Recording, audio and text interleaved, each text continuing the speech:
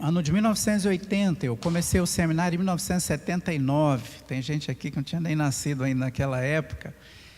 Em 1979 eu fui para o seminário. Em 1980, um dos meus professores lá no seminário, ele me convidou para participar de um projeto de início de uma nova igreja na Barra da Tijuca, que hoje é uma grande cidade, muito grande, mas naquela época era apenas uma promessa para o futuro. Era uma área considerada muito distante da cidade, do Rio de Janeiro, e poucas pessoas queriam ir para aquela região na época a que eu estou me referindo.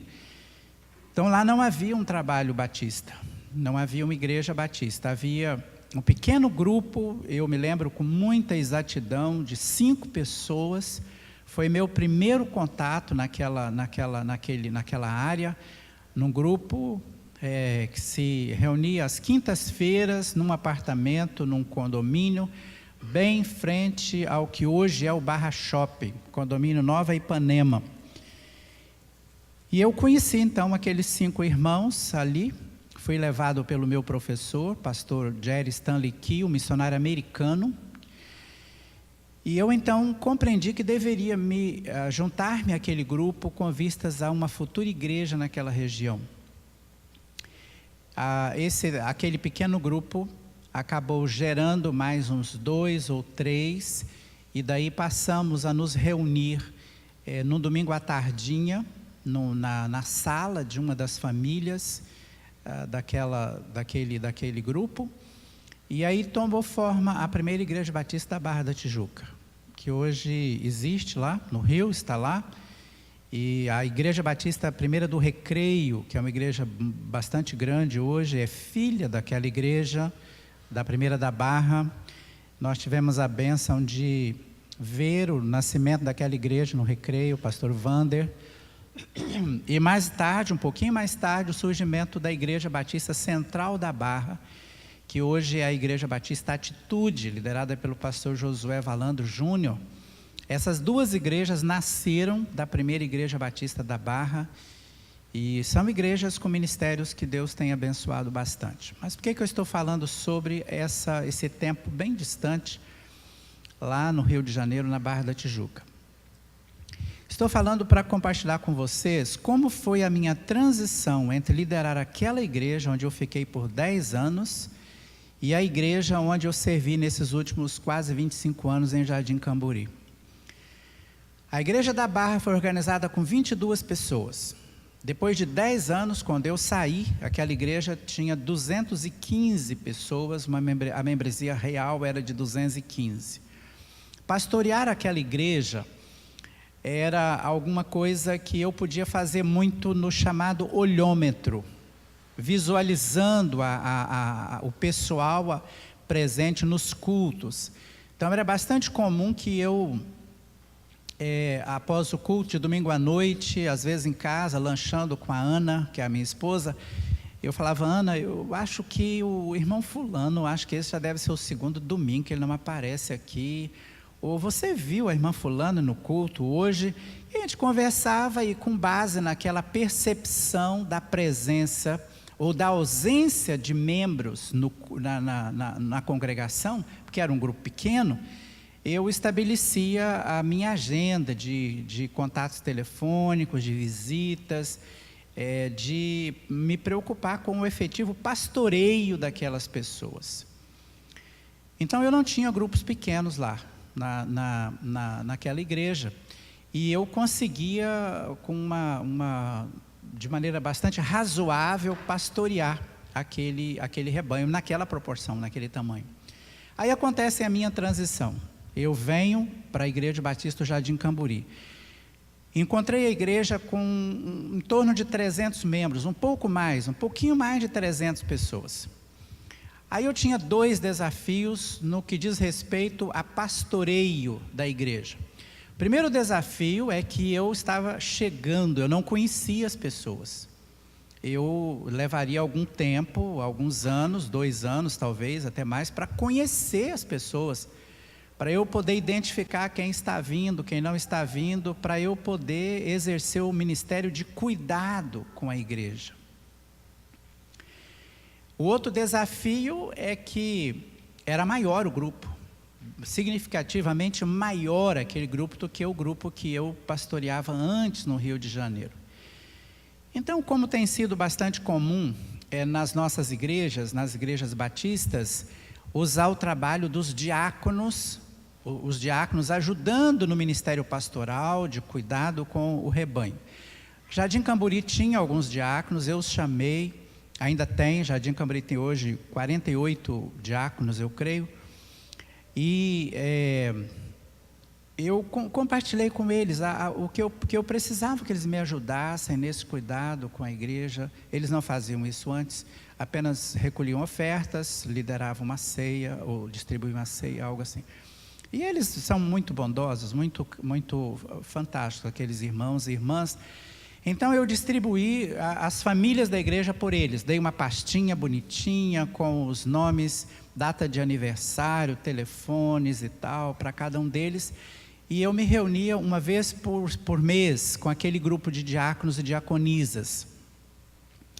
E então a gente conversava sobre as famílias da igreja. Então a gente abria a reunião, um momento de oração, e eu falava, irmão fulano, então, como é que está o seu grupo? Pastor, deixa-me falar sobre a irmã fulana, que teve um probleminha e tal, mas agora já está bem. Bem, eu acho que não tem nenhum outro problema não, pastor, não sabe mais nada não, o pastor está sabendo de alguma coisa? Aí eu pensava, eu preciso que você me ajude, você me fale se está vendo alguma coisa, porque eu não tenho como saber. Eu não falava isso para eles, claro. Mas o que eu percebi, queridos, é o seguinte: se eu, frequentando o púlpito da igreja, nos cultos, olhando a congregação, eu não tinha como perceber com a clareza necessária a presença das pessoas, muito menos eles. Eles não tinham condições de ter essa percepção, de saber daquele grupo de famílias, quem realmente estava vindo, o que estava acontecendo e tal, com cada família, cada pessoa. Eles não tinham condições. Bem, a essa altura a igreja já tinha crescido. Nossa questão rigorosamente não tinha a ver com o crescimento numérico da igreja. A igreja estava crescendo e ela continuava crescendo. Nós chegamos nesse momento que eu vou compartilhar agora, a uma membresia de em torno de 600 pessoas. Éramos perto de 600 membros.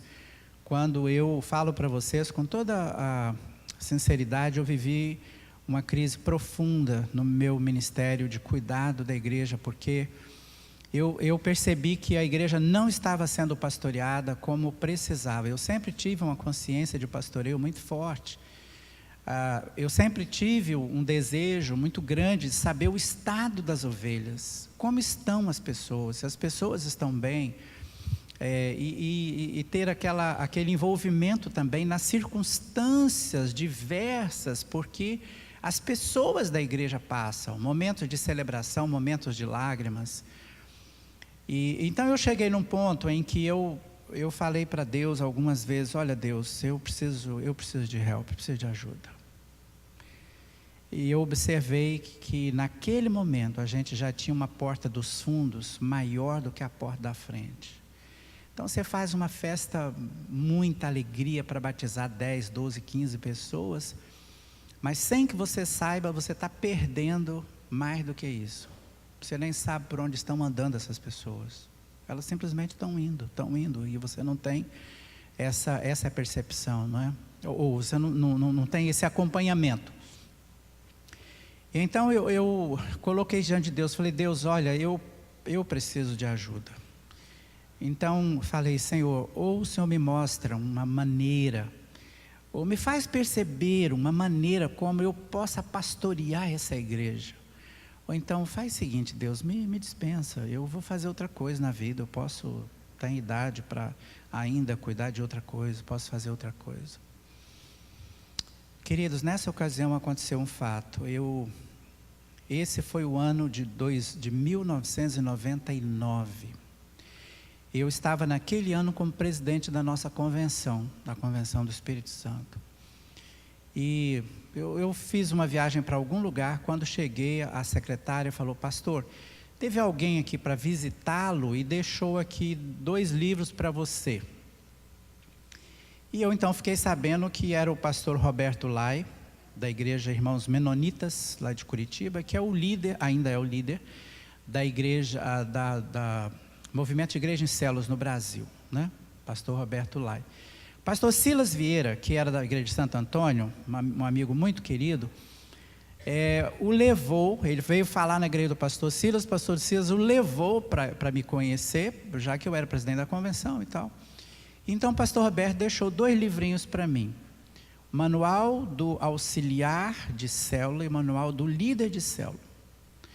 A essa altura, queridos, olha, deixa eu falar para vocês aqui, com toda sinceridade, quando o livro do pastor Rick Warren saiu, Uma Igreja com Propósitos, eu li aquele livro assim, quase que em horas. Eu fui ao Rio de Janeiro quando ele veio ao Rio fazer o congresso, eu visitei a igreja em Saddleback, lá nos arredores de Los Angeles. Acho que a Igreja com Propósito tem muita coisa jóia, muita coisa boa, mas não respondeu aquilo que para mim era a grande necessidade, uma ferramenta de pastoreio. Porque hoje há uma certa mudança nos pequenos grupos da igreja, da visão de igreja com propósitos, mas antes, e em muitos lugares ainda é assim, é mais grupos de comunhão, está dentro do propósito de comunhão, não propriamente a visão mais integral de pastoreio, não é? Mais de cuidado. Então eu tenho muita coisa boa para falar sobre igreja com propósitos. Eu fiz 2 vezes o treinamento da rede ministerial do pastor Bill Hybels, da William Creek, lá nos arredores de Chicago.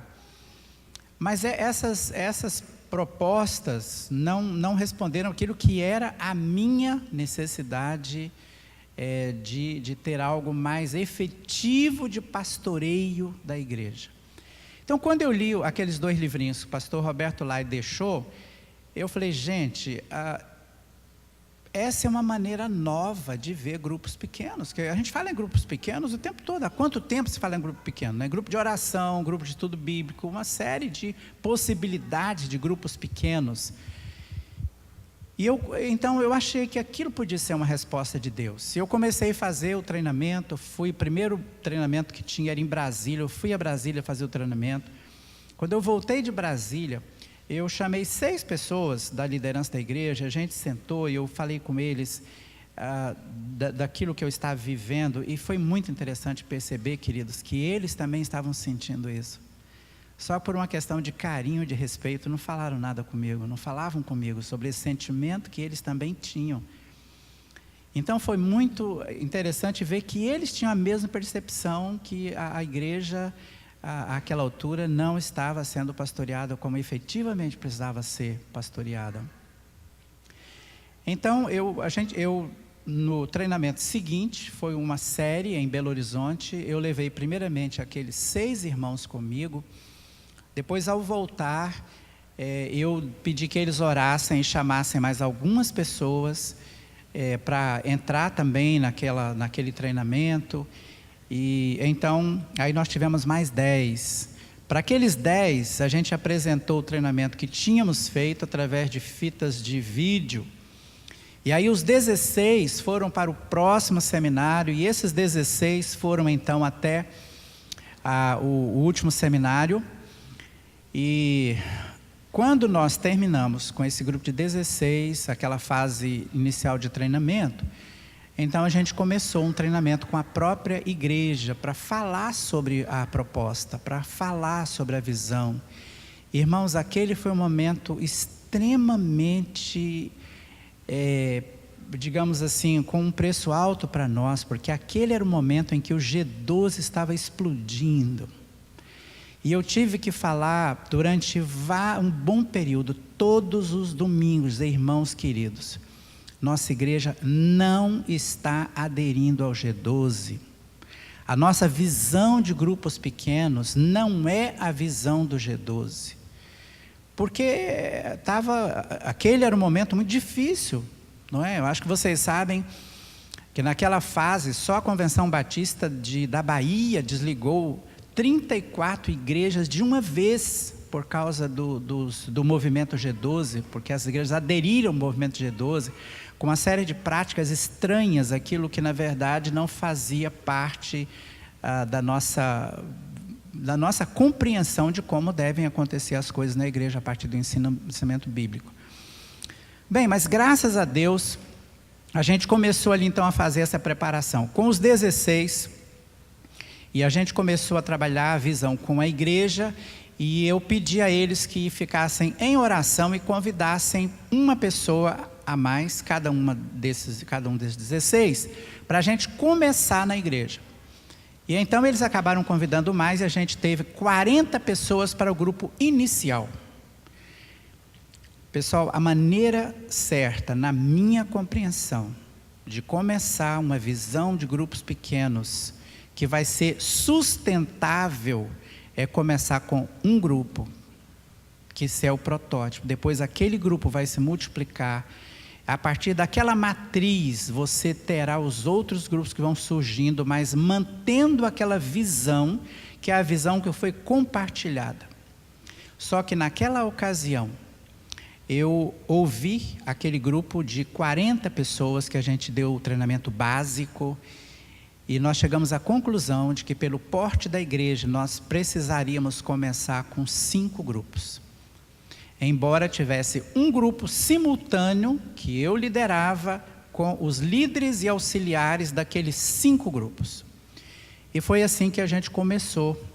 E a partir daí a gente passou a oferecer o treinamento através de grupos. Nossos grupos iniciais eram de 30 membros. E eu tive que dizer muitas vezes para a igreja: olha pessoal, tenham paciência, não dá para todo mundo entrar agora. Não dá para todo mundo entrar agora. Tenham paciência, a sua vez vai chegar. Aí o primeiro treinamento que a gente abriu, a gente tinha 30 vagas. E nós tivemos as 30 vagas preenchidas num final de semana, viu, pastor Manu? E quase 60 pessoas colocaram o nome na lista de espera. Claro que essas pessoas acabaram entrando nos grupos seguintes, não é? Para participar. Bem, queridos, isso mostrou-se algo bastante efetivo na trajetória de nossa igreja. Bastante efetivo. A partir daí a gente começou a construir o sistema, ou seja, aquilo que é bastante simples, não é? Na visão celular. Vocês sabem que esse cuidado através dos grupos pequenos é uma coisa muito antiga, né? Lembram-se de Êxodo capítulo 18, quando o Jetro, o sogro do Moisés, chegou para ele e disse: Moisés, você não vai aguentar. Você não vai aguentar. Levanta líderes no meio desse povo. E a estrutura que está lá em Êxodo capítulo 18 é uma estrutura bastante simples, não é verdade? Quais eram os grupos menores de Êxodo 18? Tinha quantas pessoas? 10. Então, esse era o grupo básico, formado por 10 pessoas, e com um líder. Depois, cada 5 grupos de 10 era um grupo maior, de 50, e tinha uma espécie de supervisor, um líder daquele grupo de 50. Depois, cada 2 grupos de 50, quer dizer, 5 e 5 grupos menores, tinha um grupo de 100, e tinha também uma espécie de coordenador. E cada 10 grupos de 100, isso está lá em Êxodo 18, tinha alguém que cuidava daqueles 10, não é? Daqueles 10 grupos de 100. E Moisés fazia a coordenação geral, era o coordenador geral de tudo aquilo. Então, queridos, olha, você imagina a mudança que aconteceu naquele contexto do povo de Israel. Você imagine que 2 pessoas... duas mães com 2 meninos, os meninos começassem uma briga no acampamento, e aí um acaba socando o outro, e uma daquelas mães acha que a outra mãe devia ter agido para impedir que o filho dela batesse no filho dessa mãe aqui. E imagina que uma daquelas mães se sentisse que alguém tinha que interferir, tinha que ouvir. Você imagina quanto tempo essa mãe ia ficar na fila tentando falar com Moisés sobre aquele problema que aconteceu? Agora, depois dos grupos pequenos, era muito fácil, porque a pessoa que ela devia se dirigir era o líder de 10. Alguém que estava ali, ó, disponível o tempo todo. Se esse líder dos 10 não conseguisse resolver a situação, então ele deveria levar o assunto para Moisés. Certo ou errado? Errado, né? Ele ia levar para quem o problema? O líder dos 50, o supervisor dele. E se não desse jeito ainda, ia para o 100, para o líder de 100. E se não desse jeito ainda, o líder de 1000. E lá o texto é muito claro. As questões graves serão levadas a Moisés. Simples assim. Extremamente simples. Sabem que o povo ali tinha provavelmente em torno de 2 milhões de pessoas. A Bíblia fala em 600 mil homens. Então, a gente está falando sobre alguma coisa que é bíblica e vem lá da história, lá de trás, a experiência de Moisés. Bem, no caso da nossa igreja, alguns fatores que eu percebia e que foram muito amenizados depois que os grupos pequenos se construíram. Jardim Camboriú hoje é uma igreja em células. Lá nós usamos a palavra célula porque não temos problemas com ela. Mas lembre-se que essa questão do termo é o menos importante de tudo. Pode ser célula, pode ser pequeno grupo, pode ser grupo familiar. O nome é o que menos importa. E isso depende muito da realidade das pessoas, né, do contexto das pessoas e da igreja. Mas Jardim Camboriú hoje é uma igreja em célula. Nenhum membro da igreja é obrigado a estar em célula, porque entendemos que célula, grupo pequeno, não é uma doutrina bíblica, é uma visão, é uma ferramenta.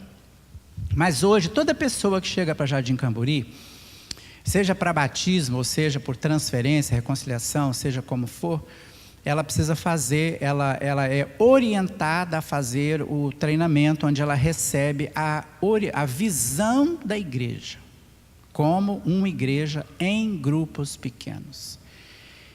Se eu estava entrevistando um candidato à membresia, e essa pessoa dissesse para mim o seguinte: pastor, você está me dizendo que para eu ser membro dessa igreja eu sou obrigado a estar num grupo pequeno? A minha resposta sempre foi a seguinte: não, você não é obrigado. Só quero dizer uma coisa para você: você vai perder uma grande bênção. E quero dizer uma outra coisa: se acontecer um dia de você passar por uma situação difícil, ninguém chegar junto para te assistir, para te acompanhar, se acontecer uma situação em que você, por alguma razão, deixe de frequentar os cultos, não receber um único telefonema de alguém da igreja, não reclame. Porque nossa igreja tem quase 2.000 membros. Não dá para ficar percebendo quem que faltou no último domingo. Agora, no grupo pequeno, eu falei para ele, no grupo pequeno, se você não for no encontro do grupo pequeno na quarta-feira, em 24 horas, alguém vai te ligar, vai te passar uma mensagem, vai: fulano, está tudo bem? Algum problema com você? Aconteceu alguma dificuldade? Você não foi e você também nem pôde avisar. Você está percebendo? É assim, ó, é rápido o cuidado, é instantâneo o cuidado. Então, querido, eu falando lá, por isso que é importante você participar, por isso que é importante você estar envolvido. Esse grupo pequeno vai ser a sua igreja menor dentro da igreja maior, a sua família, a sua comunidade, onde Romanos 12:15 pode ser efetivamente vivido, de chorar com os que choram e se alegrar com aqueles que se alegram. Então, a partir do momento em que a igreja, na sua maioria, nós levamos um pouco mais de 7 anos para fazer a transição da membresia da igreja. Um pouco mais de 7 anos. Hoje nós temos, a igreja hoje passa de 80% da membresia total, participando dos grupos pequenos. E naquela época, uma vez que a transição estava mais ou menos concluída, a gente percebeu, viu, pastor, algumas mudanças muito interessantes na igreja. Muito mais comunhão, muito mais relacionamento, muito mais alegria, muito mais celebração. Porque vocês sabem, queridos, que para mim e para você, nós não temos necessidade nenhuma, não estou falando eu como pastor, mas eu como membro da igreja, eu não tenho necessidade nenhuma de conhecer todos os outros membros da igreja. Nenhuma necessidade. Mas eu tenho uma necessidade. No meio de todos aqueles, ter alguns que eu não apenas conheço, mas eu me relaciono com essas pessoas. A gente tem uma vida em comum. A gente troca experiências, se há uma questão, a gente logo fala e aquela pessoa vem, a gente vai. Há uma vida de corpo acontecendo dentro desse contexto. Então, eu quero compartilhar com vocês nesses próximos minutos, não vou demorar tanto. É algo que eu considero um dos pilares da visão dos grupos pequenos. É possível até que vocês já tenham ouvido e já tenham refletido sobre esses movimentos da igreja, que eu estou chamando aqui a igreja em movimento. E eu tenho lá em Jardim Camburi, a gente sempre está insistindo muito a respeito disso, muito a respeito dessa ideia dos 4 movimentos que a igreja precisa fazer. E nós todos, como pessoas, como famílias, como grupos pequenos e como igreja, precisamos internalizar isso. Então, aí eu estou colocando essa questão aqui. Primeiro, as figuras para a igreja no Novo Testamento. As figuras para a igreja no Novo Testamento. Você se lembra, vamos tentar lembrar aqui um pouquinho, quais são as figuras que a gente tem de igreja no Novo Testamento ou na Bíblia de modo geral? Por exemplo, a gente tem um texto, eu anotei aqui para não errar, Isaías 5, verso 7, fala sobre a igreja como a vinha de Deus, a plantação de uvas de Deus. Claro, porque pensando nesse caso, no Israel, no povo de Israel, povo de Deus, como precedente da igreja. Que outra figura você lembra, especialmente no Novo Testamento? Você poderia dizer, igreja é o quê? Igreja é corpo, 1 Coríntios capítulo 12. O que mais? Que você lembra mais?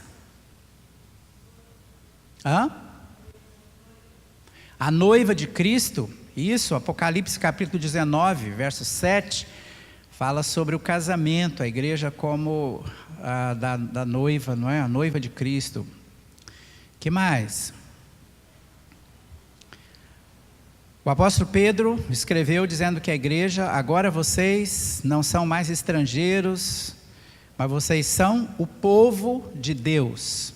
É essa a expressão que Pedro utiliza na sua primeira carta, capítulo 2, verso 10. Efésios 2, 19, a igreja como família. 1 Coríntios 3, 9, a igreja como edifício de Deus.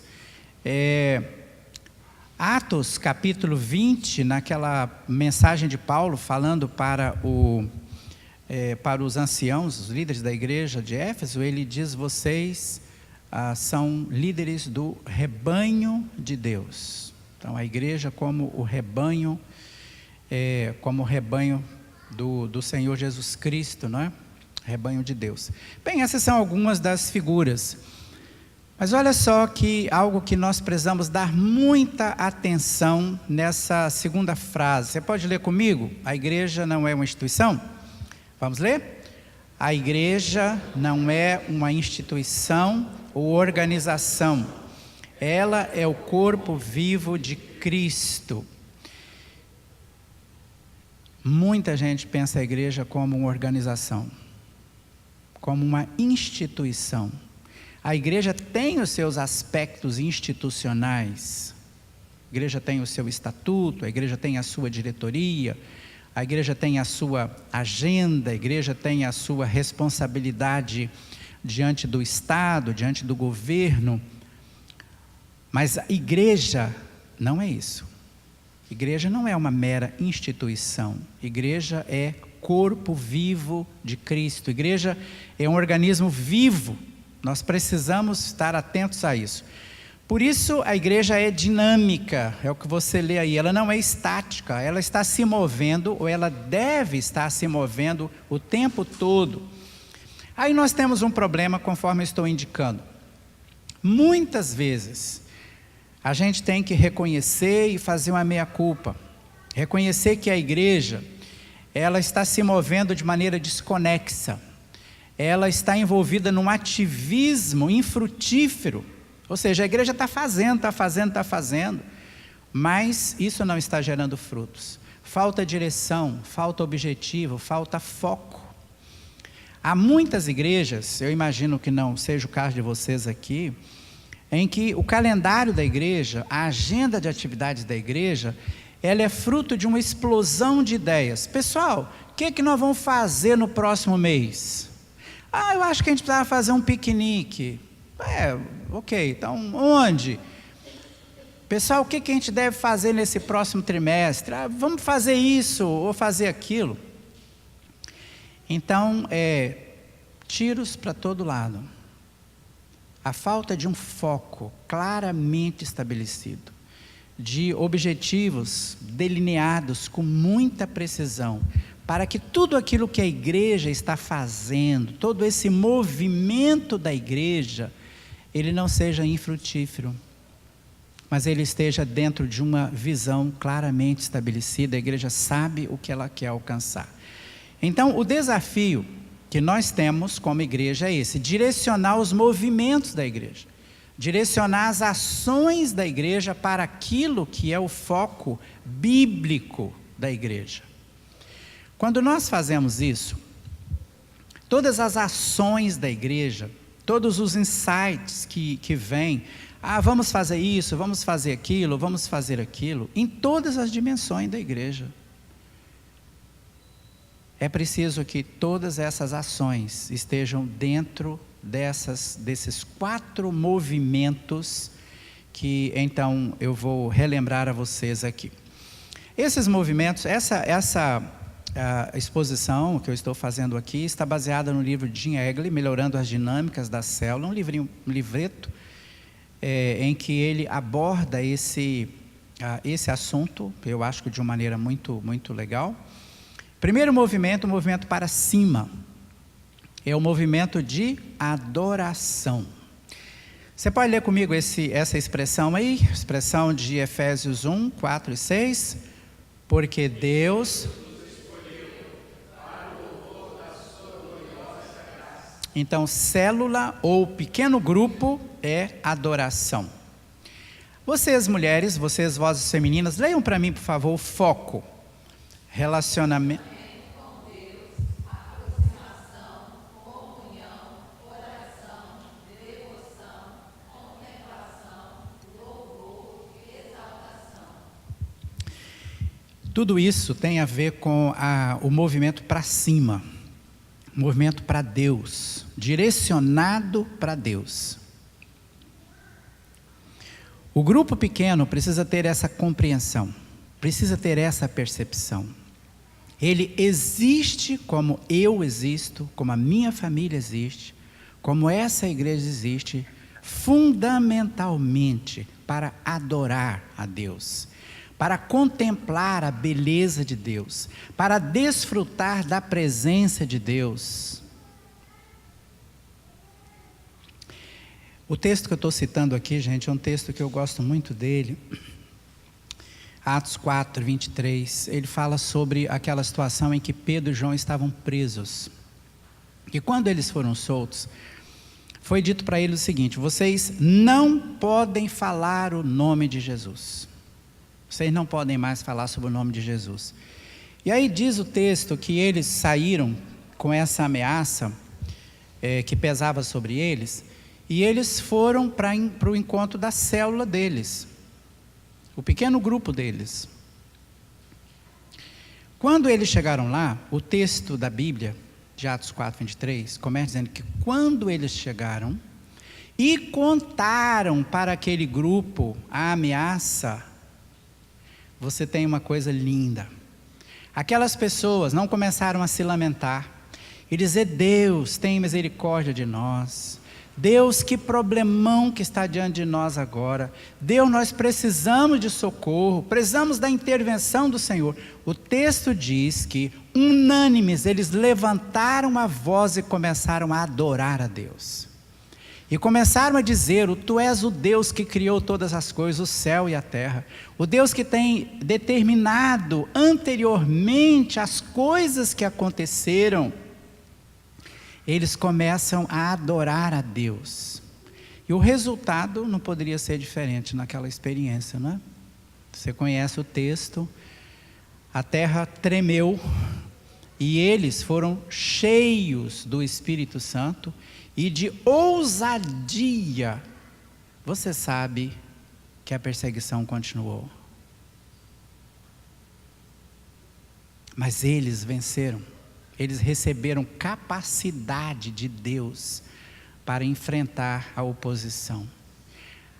O que eu estou tentando dizer aqui, gente? A igreja no seu nascedouro aqui, era uma igreja que tinha uma visão muito clara do para cima, da adoração a Deus, adoração a Deus, adoração a Deus.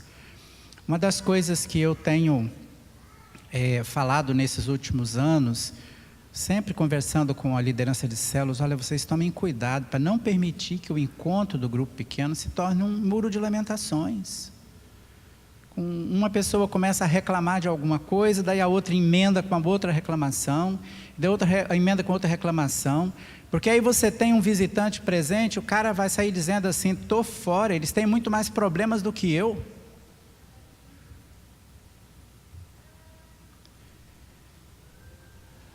O pequeno grupo precisa ter essa percepção, voltado para cima, para adorar a Deus, reconhecer a grandeza, a soberania, a majestade, o poder de Deus.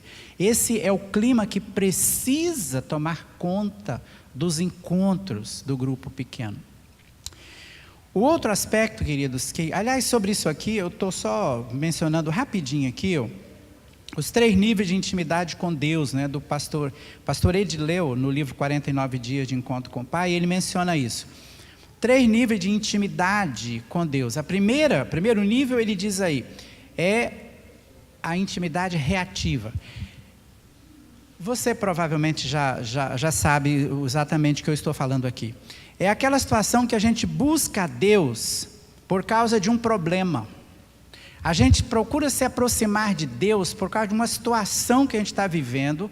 É apenas uma reação nossa a uma circunstância. Tem muita gente que faz isso, não tem? Busca a Deus na hora da dificuldade, mas passou a dificuldade, ela não tem intimidade com Deus. Segundo nível, ele vai dizer que é a intimidade ativa. É quando a pessoa, a sua busca de relacionamento com Deus não está necessariamente ligada a uma reação a um problema, mas ela já consegue estabelecer um certo planejamento. Isso já começa, de certa maneira, a fazer parte da vida dela, mas alguma coisa que ela planeja, alguma coisa que ela está buscando, é uma coisa ativa. Mas ele fala o seguinte: o terceiro nível é o nível ideal, que cada um de nós precisa buscar, é a intimidade espontânea. É algo que se torna parte da nossa vida. Parte, é natural para a gente fazer isso. É natural para a gente fazer isso. E, queridos, eu estou completamente seguro de que cada um de nós, se nós pensamos nos momentos da nossa vida, nós estamos em um desses níveis, em um deles. Então, o grupo pequeno, ele precisa ser uma ferramenta usada pela graça de Deus, para que as pessoas que fazem parte ali, elas tenham uma intimidade que seja espontânea, Aprendam a viver, andar com Jesus, caminhar com Jesus. O grupo pequeno, então, ele pode trabalhar muito nessa direção. Há N fatores que favorecem o grupo pequeno em relação a isso. E eu vou mencionar uma coisa para você, que tem sido, né, a nossa experiência. Você sabe, um pastor como eu, pastor Manu e nós pastores, quando estamos buscando a Deus sobre pregação, então, Deus nos dá a orientação sobre pregação. Então, o que acontece? Alguém chega aqui, o próprio pastor chega aqui, prega às vezes um sermão, que você vai sair daqui muito tocado. Assim, caramba, Deus falou demais comigo hoje. E ele, digamos, que pregou naquele domingo, falou sobre intimidade com Deus. Ok, aí você vem para uma semana, cheio de atividade, coisas. Aí a segunda semana, gente, muito provavelmente, dentro de um tempo curto, pode ser que você nem se lembre mais que o pastor pregou sobre aquele assunto aqui na igreja. Isso não se tornou prática na sua vida. Só que no grupo pequeno, alguns de vocês que estão aqui, queira Deus que todos aqui, pastor, se tornem líderes de grupos pequenos. Cada semana você tem a oportunidade de dar uma palavra para o grupo, dizendo: pessoal, como está o tempo de vocês com Deus? Vocês estão conseguindo? Isso é o que a gente chama de prestação de contas. Prestação de contas não é botar o revólver em alguém e falar: presta conta da sua vida agora. Não, prestação de contas não é isso. Mas prestação de contas é um grupo pequeno que se ama. Alguém dizer o seguinte: pessoal, não sei se vocês estão tendo a mesma dificuldade que eu, mas essa semana eu tive dificuldades para manter o meu tempo a sós com Deus, sabe? Eu preciso que vocês orem por mim, porque eu preciso muito disso. O que eu estou dizendo? É que aquilo que é falado aqui é checado no grupo pequeno, é acompanhado, é monitorado no grupo pequeno. Então, quando a gente está pensando num grupo que é comprometido com essa visão do para cima, esse aspecto da adoração, do relacionamento com Deus, ele vai ser muito presente. O segundo movimento, então, é o movimento de edificação, movimento para dentro, né? Esse versículo, 1 Coríntios 12, 25, fala sobre as pessoas terem o mesmo interesse, as pessoas tendo o mesmo interesse. A ideia de mesmo interesse traz a ideia de mutualidade, certo? Eu tenho o mesmo interesse por aquele irmão, ele tem o mesmo interesse por mim. E esse texto, de modo geral, ele fala sobre o cuidado que nós devemos ter, não é? Então, célula é edificação. Os homens podem ler para mim o foco nessa visão do grupo, da visão para cima, para dentro, desculpa. Relacionamento.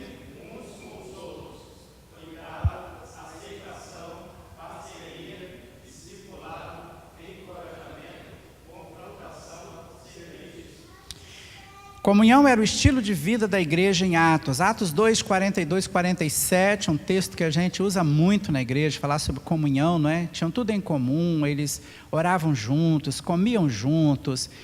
E é um fato interessante nesse texto e no texto seguinte aqui, que fala sobre aquela dinâmica interna, que pessoas começaram a vender a propriedade delas e levar o dinheiro para ajudar os necessitados. Sabe, um dia eu recebi uma visita no meu gabinete, lá na igreja, um senhor, ele não era da igreja, mas a esposa sim, e ele estava indo à célula. Ele foi falar para mim o seguinte: pastor, gosto da igreja, gosto do grupo pequeno, mas tem um negócio que eu não posso concordar. Eu falei: qual é a questão? Ele falou assim: é porque foi dito na última encontro da célula, não tem um texto na Bíblia que fala sobre vender a propriedade e levar o dinheiro para a igreja? Eu falei: tem sim. Pois é, eu não concordo com isso. Não concordo com isso, porque o meu apartamento, por exemplo, eu ralei, eu suei, foi muito tempo para eu conseguir ter meu apartamento. Eu falei: querido, deixa eu explicar uma coisa para você. Vamos olhar aqui a Bíblia. Vamos ler o texto. Houve alguma determinação aqui nesse texto para que as pessoas vendessem o que tinham e levassem o dinheiro? Ele falou: não. Eu falei: não existe. O que você vê aqui é um movimento espontâneo, alguma coisa que vem lá de dentro, alguém que diz, quer saber de uma coisa? Eu tenho aquele terreninho lá e eu vou vender aquele terreninho e vou trazer o dinheiro para ajudar o meu irmão aqui que está passando dificuldade. Falei, mas cara, não tem nenhuma determinação para fazer isso. Por que nós aprendemos, nós podemos fazer essa declaração aqui, queridos? Por causa do capítulo 5. Lembra da história do Ananias e Safira? Que venderam o terreno, o cara traz o dinheiro, entrega, e o Pedro fala assim, é por esse valor que você vendeu? Ele diz sim. Aí Pedro diz, está mentindo, cara. Você mentiu ao Espírito Santo. E o cara tombou, não foi? Aí vem a esposa, a cena se repete, mas a palavra que está escrita ali é a seguinte, antes de vender a propriedade, não era sua? Era. Depois que você vendeu, o dinheiro não era seu? Era. Então, por que você tentou mentir? O que Pedro está dizendo é o seguinte, você não era obrigado a fazer. Você podia ter ficado com a propriedade. Mesmo que você vendeu, você podia ter ficado com o dinheiro. Você não era obrigado a fazer. Essa é uma observação que eu acho importante para mostrar o seguinte, o que havia ali era um movimento interior do coração. Não era uma obrigação. Queridos, eu tenho visto isso acontecer dezenas de vezes. Não propriamente na questão de vender um imóvel, um carro. Mas sabem que, no caso, por exemplo, de uma célula de senhoras que nós temos lá na igreja, e aquela célula tem, não sei se ainda tem, mas tinha uma senhora que não é membro da igreja, mas foi participando da célula, ativa naquele grupo. E aquela senhora precisou fazer uma cirurgia e ela não recebeu o apoio necessário da família. Sabe o que aquela célula de senhoras fez? Elas fizeram escala. Aquela senhora que foi para o hospital, passou uma semana, ela não ficou por 1 hora sozinha. As irmãs da célula, do grupo dela, uma só saía quando a outra chegava. Todo aquele período. E aquela atitude gerou um impacto muito forte na família daquela mulher. Porque alguém da família disse, eu nunca vi isso. Mas não é assim. Mas é assim. Isso é cuidado uns dos outros. É o que a gente percebe. Só que a gente tem que lembrar que isso não é automático, queridos. Não é automático. Se alguém chegar para você e falar assim, fulano, faz um negócio para mim, a gente está precisando pagar uma conta de energia aqui de uma pessoa, você pode dar R$10 aí para ajudar? Presta atenção no que eu vou te falar. A sua reação será X. Você vai pensar uma série de coisas e tal. Mas se você convive com um grupo de pessoas, e o relacionamento é tão próximo, que há uma unidade, há um amor, há uma comunhão, e um irmão do grupo, está com problema financeiro, e é preciso de receber ajuda. Você vai fazer um sacrifício para pegar R$10 se for necessário, e ajudar a pagar a cônjuge daquele irmão. Mas por quê? Porque ele não é um estranho para você. Ele está muito perto, há um relacionamento muito próximo. Você se sente responsável por ele, como ele se sente responsável por você. Durante muitos anos, eu vi em nossa igreja acontecendo o seguinte, uma pessoa tem uma necessidade na área social, a igreja tem um departamento de ação social, encaminha para lá. A igreja tem um assistente social. Isso não está errado, irmãos. Não está errado. Mas o que a Bíblia diz é que eu devo ajudar o meu irmão. Então, o que acontece nos grupos pequenos? Toda necessidade, ela é primariamente suprida dentro do grupo. Primariamente. Se ela excede os limites do grupo, aí sim entra a tesouraria da igreja, aí entra a busca de recursos adicionais, às vezes com profissionais, que possam ajudar aquela pessoa. Mas o grupo tem a compreensão de que é responsabilidade e é privilégio do grupo cuidar daquela pessoa, abençoar aquela pessoa. Então, à medida em que isso vai se tornando concreto, E eu falo isso para vocês aqui, olha, sem nenhum constrangimento. Uma vez que a igreja está vivendo isso, há dezenas, porque à medida que a igreja cresce, aumenta também as questões que têm a ver com a membresia, dezenas de situações de pessoas que são internadas em hospital, pessoas que passam por circunstâncias difíceis, que o pastor principal da igreja nem toma conhecimento porque não é necessário. Não é necessário. Porque há pessoas, porque há líderes, e líderes que sabem que se for necessário, vão levar o assunto ao pastor.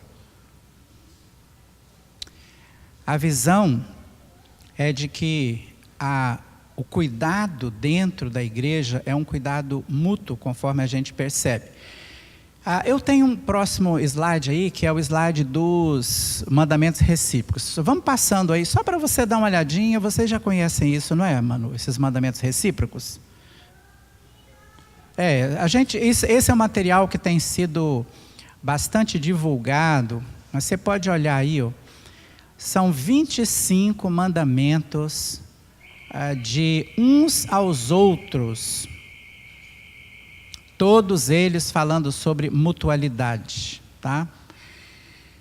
Esse material, ele está num livrinho, você está vendo o nome do livro ali, ó, 25 segredos para derrotar a falta de comunhão na igreja, alguma coisa assim.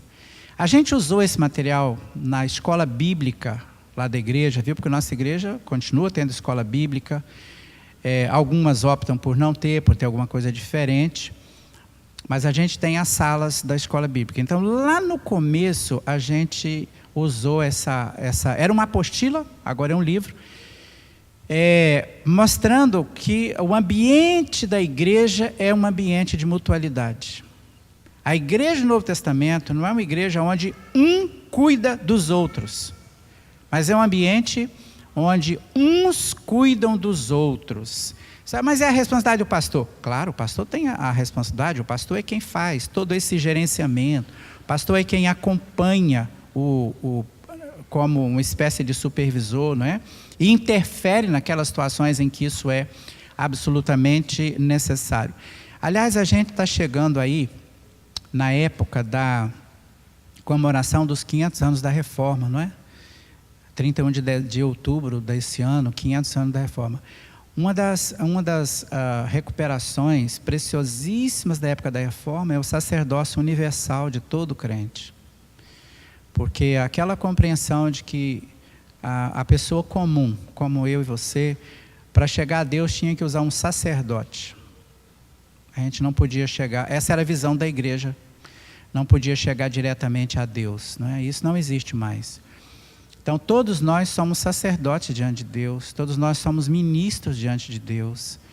Então, a questão de cuidar uns dos outros, ela tem a ver com esse movimento para dentro, a igreja voltada para dentro, a igreja que se auto-edifica.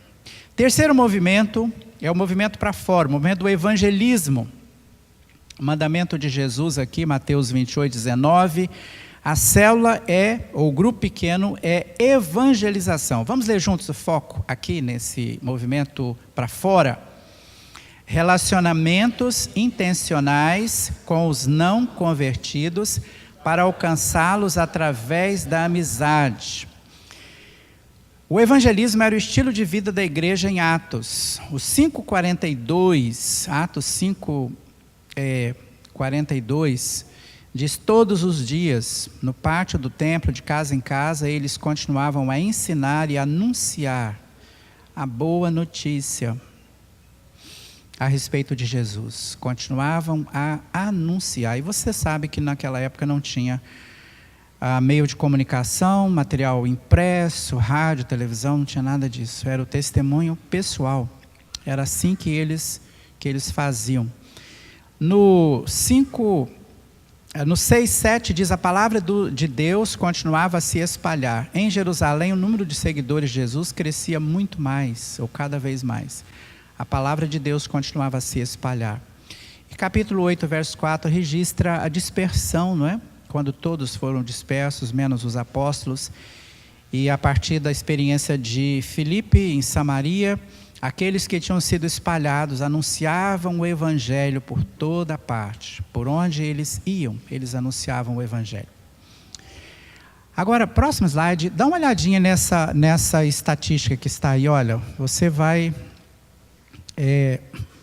observar um fato que é muito importante para o evangelismo de relacionamento. Observe o que a gente tem aí. Essa é uma pesquisa feita pelo Instituto Haggai.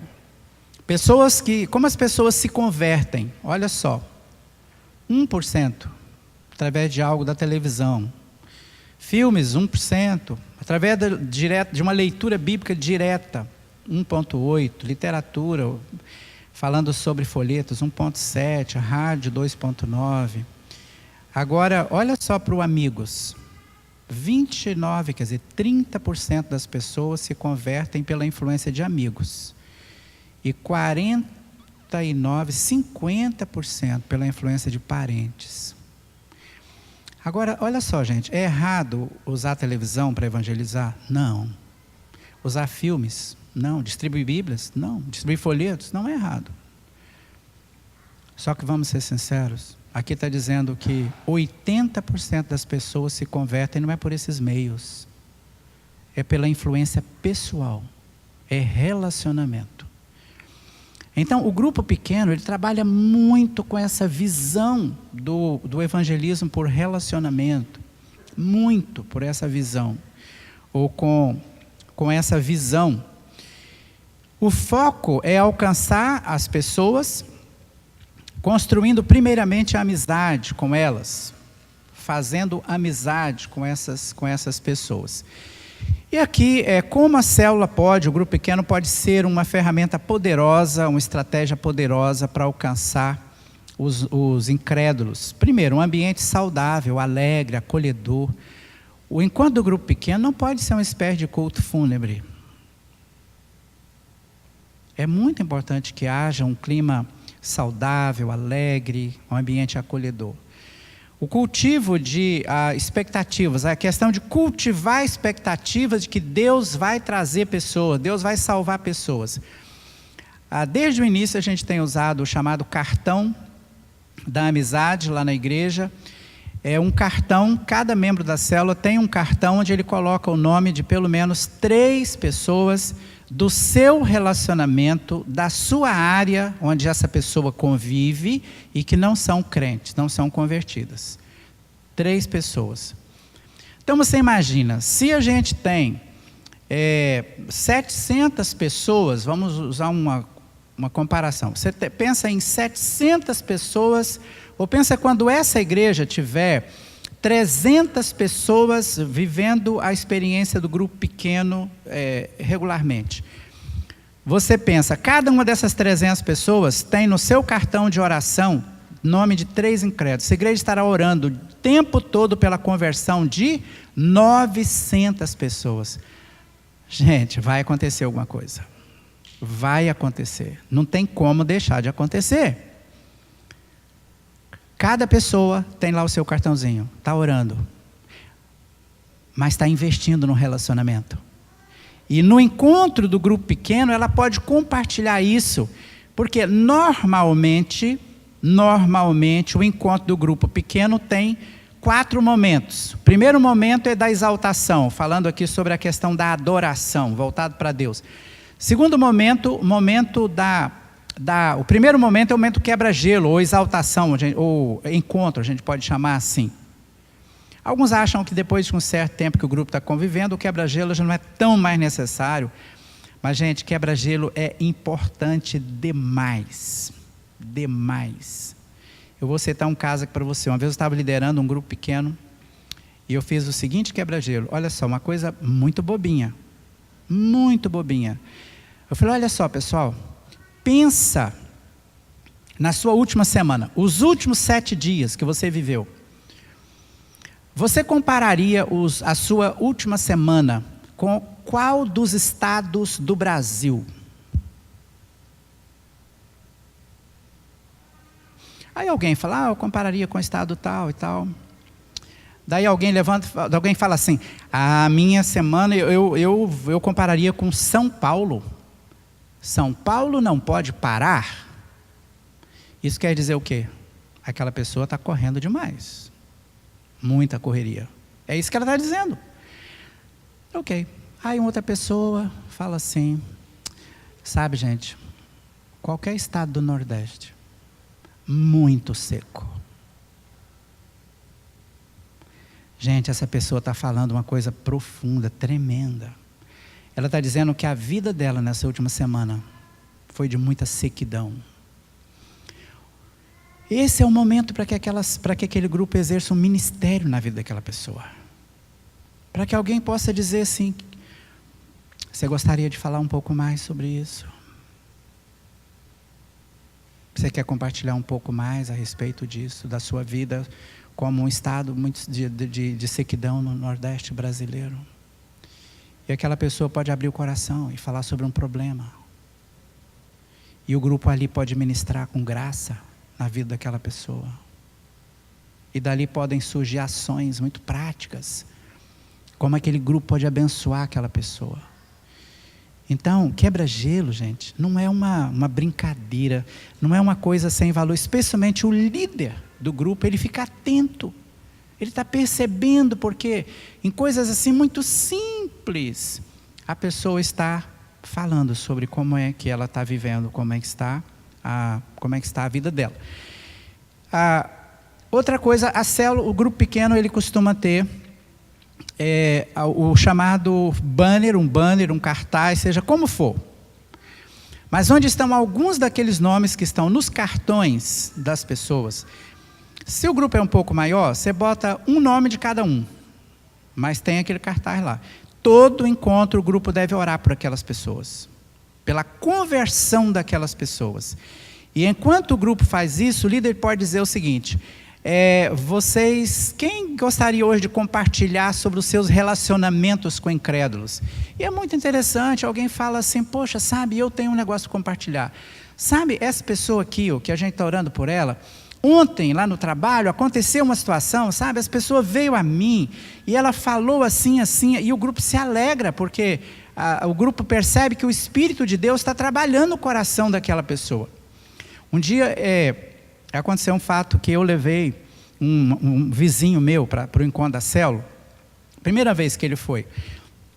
Quando ele chegou lá, a gente tinha o cartaz. E o nome dele estava naquela lista. Gente, isso fez um impacto enorme para ele. Porque ninguém ali conhecia ele não conhecia o grupo. Eu era a pessoa que ele conhecia como vizinho dele. Mas ele ficou impressionado, quer dizer, que esse pessoal está orando por mim, esse pessoal não me conhece e está orando por mim. Você está percebendo? Muito simples, não? Uma coisa extremamente simples. Mas é dessa maneira que vai se cultivando a expectativa de alcançar as pessoas. A ideia de deixar uma cadeira vazia, a cadeira daquele que vai ser alcançado pela graça de Deus, e o grupo está orando, daqui a pouco essa pessoa vai chegar, vai sentar aqui. A ideia de servir, o grupo pequeno incentivando as pessoas a prestar serviço de amor aos vizinhos, aos colegas, né, de trabalho. A gente teve uma experiência muito legal algum tempo atrás lá na igreja, uma pessoa que trabalhava no banco.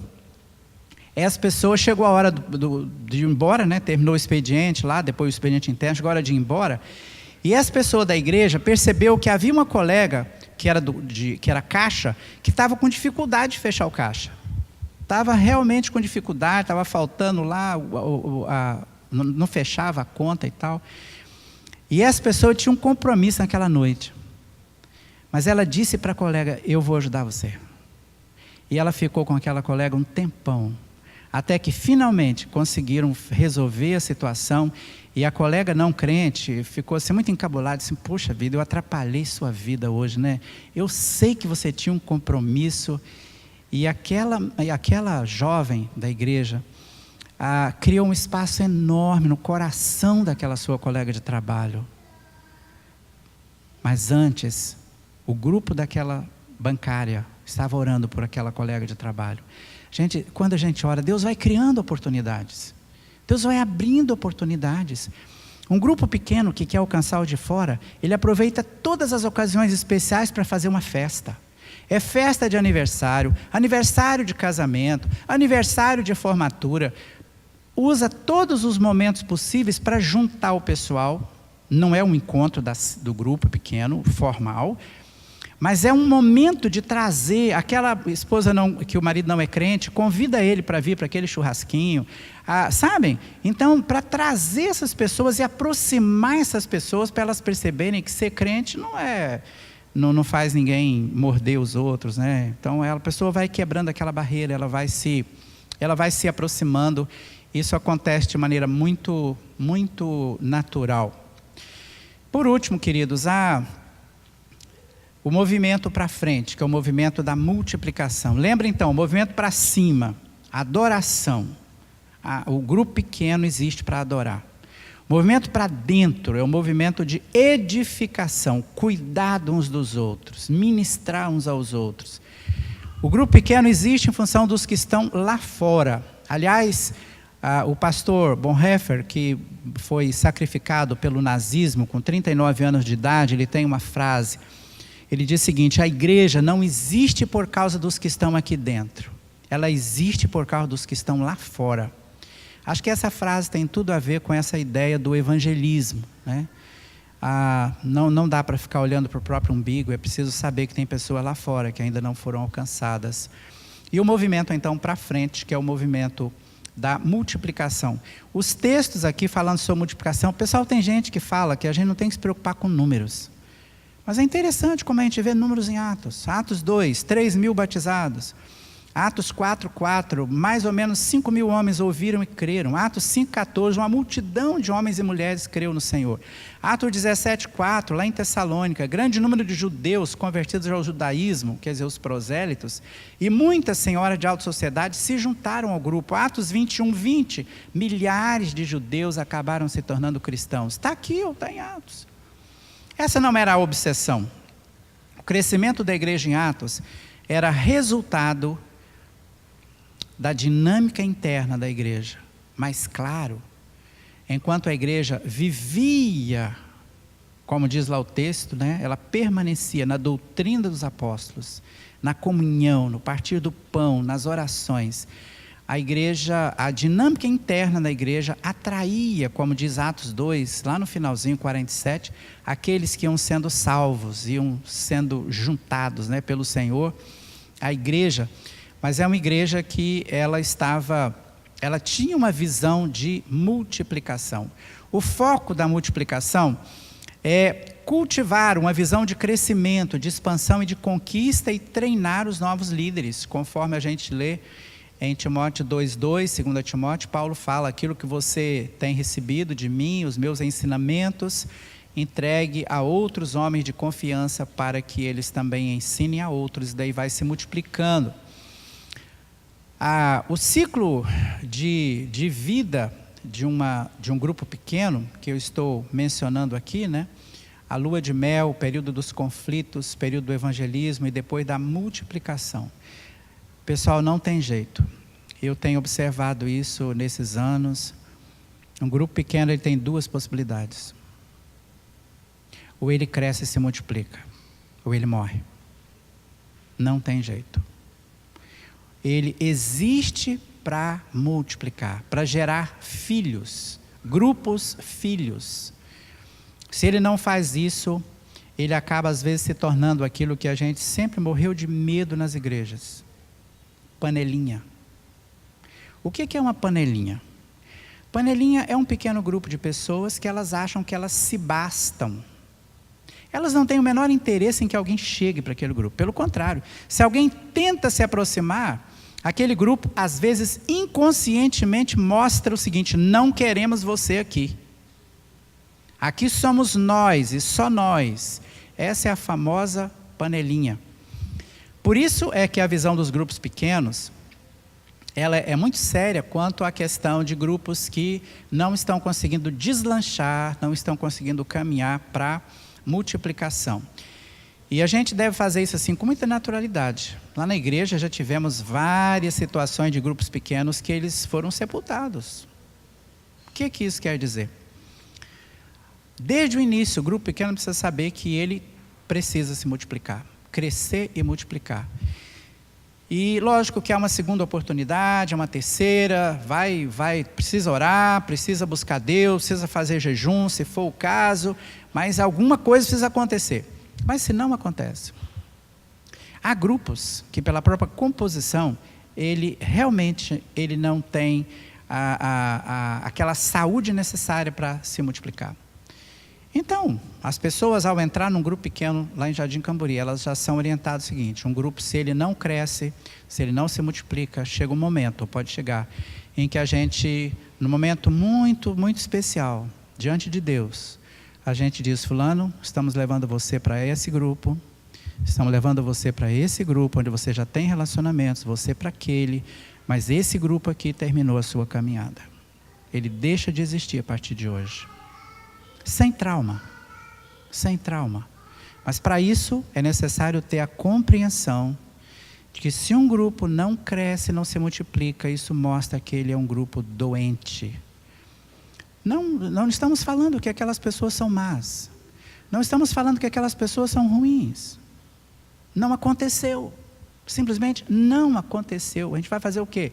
Manter aquele grupo de 5, 6 pessoas, que era 10 e ficou em 5 só no final, por 5, 10 anos. Isso não será bênção para aquelas pessoas. Eu já vi vários casos em que agora aquela pessoa vai para um outro grupo e ali as coisas acontecem. Ali as coisas florescem. Então, esse é um aspecto muito importante. Agora, você está olhando já esse quadro que está aí? Por que eu estou mostrando isso para você? Por quê? O que eu acabei de mencionar, essas 4 direções, tem a ver com a igreja em todas as suas dimensões, na pessoal, familiar, no grupo pequeno e na congregação. Olha só, gente, o que eu estou falando. Eu, Juarez, preciso me perguntar o seguinte: eu estou vivendo a dimensão para cima, adoração a Deus. Eu estou vendo a dimensão para dentro, eu estou abençoando alguém, exercendo cuidado sobre alguém, a ideia da edificação.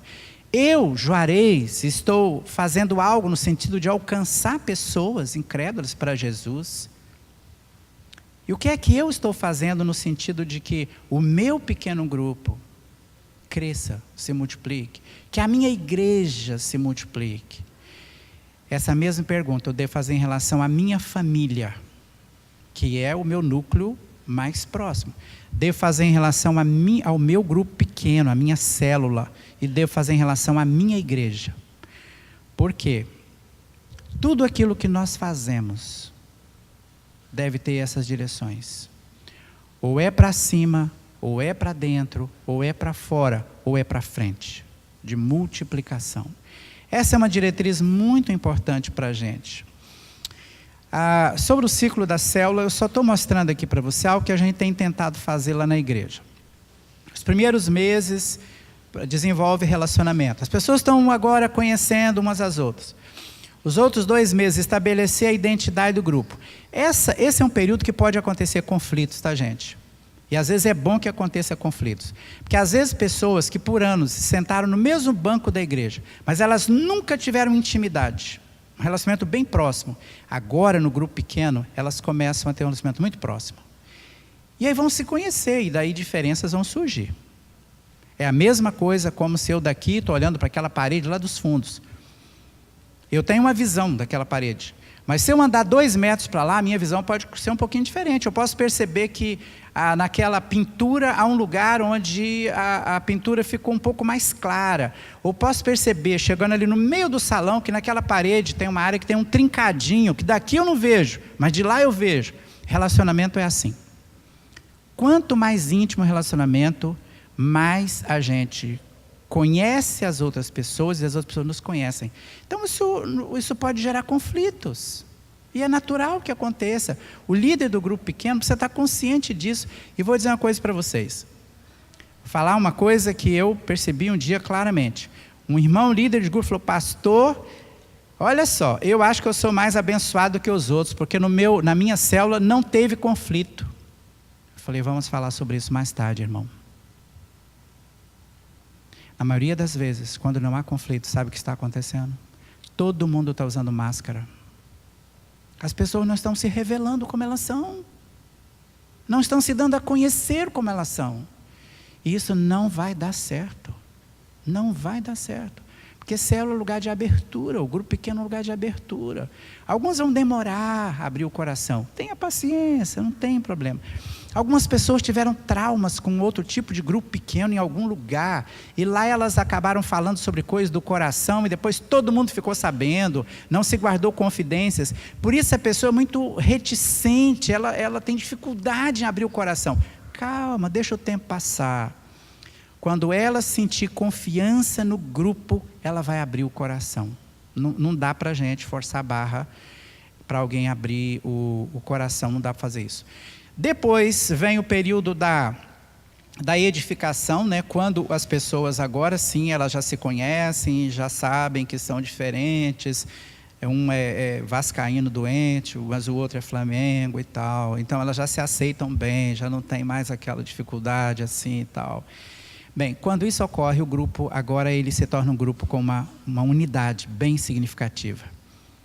Essa é a hora. O grupo deve evangelizar o tempo todo, mas essa é a hora de trazer gente nova para o grupo. Porque as pessoas vão chegar, vão encontrar um clima de muita harmonia. Porque as pessoas ali já conhecem as suas diferenças, mas elas já se aceitam umas às outras, como elas são. E daí então vem a fase do evangelismo. Pastor, eu quero terminar essa minha palavra falando sobre alguns cuidados que a gente deve tomar quanto aos grupos pequenos. Estão ali, ó. Contemplação sem ação. Tem gente que às vezes ela pode falar assim, pastor do céu, que coisa maravilhosa são esses grupos pequenos, mas fica só nisso. Nunca leva um visitante para o grupo pequeno. A chamada koinonite, que eu já mencionei, é o grupo fechado, o grupo que ele não está aberto. Pelo menos as pessoas não percebem a abertura para receber gente nova. É preciso ter cuidado com dependência emocional.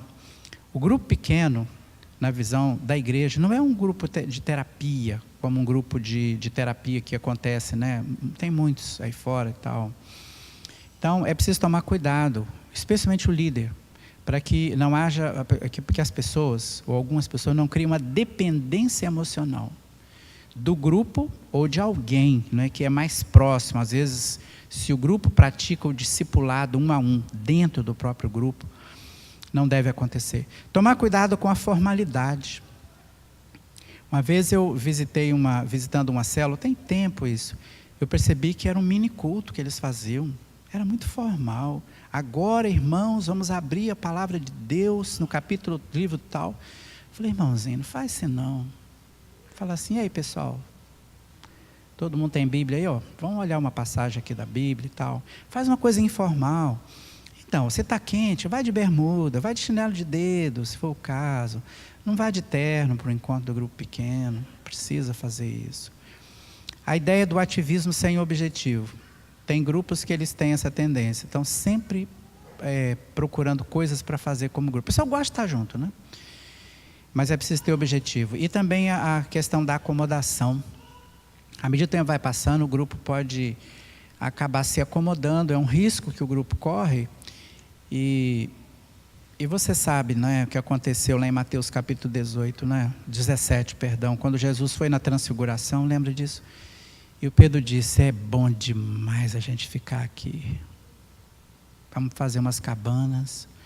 Só que lá no vale tinha um pai desesperado com um menino, que os discípulos não conseguiam ajudar. E quando eles descem, Jesus chega lá e precisava estar lá para abençoar. Então o grupo precisa ter não pode se acomodar. Ah, está maravilhoso aqui. Às vezes há pessoas que quando chega a época da multiplicação, elas ficam quase que lamentando, né? Ah, que pena, o nosso grupo agora é que está tão bom e ele vai se dividir. A gente nunca deve falar dividir. A gente sempre deve falar multiplicar. Dividir não é uma palavra de bênção. Multiplicar é a palavra de bênção. Nenhum grupo se divide. Ele multiplica. Lá na igreja a gente faz uma cerimônia em que o grupo vai lá na frente. Então quem vai formar o novo grupo vai para cá e o grupo que vai permanecer original fica aqui. E a igreja impõe as mãos sobre aquele novo grupo e ali nasce aquele novo grupo. Então é sempre algo muito especial, as pessoas vibram com isso. E sobre a questão de que, mas toda semana a gente estava junto, né? Tem maneira de resolver isso. Por exemplo, no início, logo que multiplica, pode, uma semana o grupo se encontra, os dois, né? Agora, a matriz e o filho se encontram separado, e uma semana está junto de novo. Daí a pouco, 3 semanas, cada grupo separado, e na 4ª semana está junto de novo. Sabe, para fazer aquele chamado desmamamento benigno. E daqui a pouco, porque são da mesma igreja, são da mesma supervisão. A supervisão às vezes tem algumas atividades também, e o pessoal vai estar junto. Só não é a mesma célula, só não é o mesmo grupo. Isso é muito importante que o pessoal esteja atento.